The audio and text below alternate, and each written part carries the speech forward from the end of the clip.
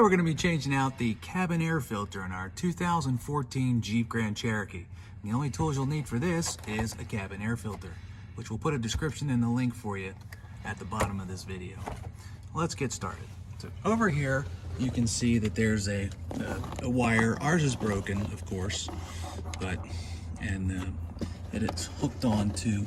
So you'll have to pull yours down and pull it out. It's a pretty simple process. All right, once you do that, so there are two tabs. There's a tab right here, and you can see it right there like that.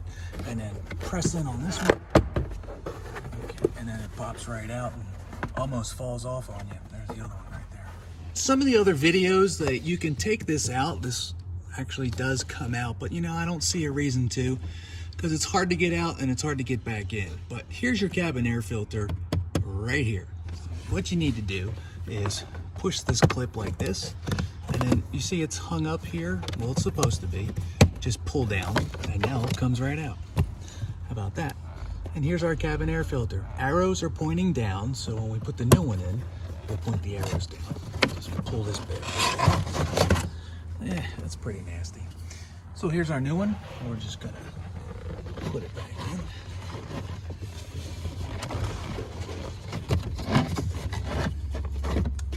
Look at that, fits right in. Arrows are facing down.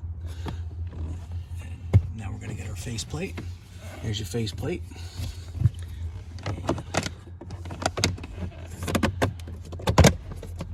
Plop that in like that.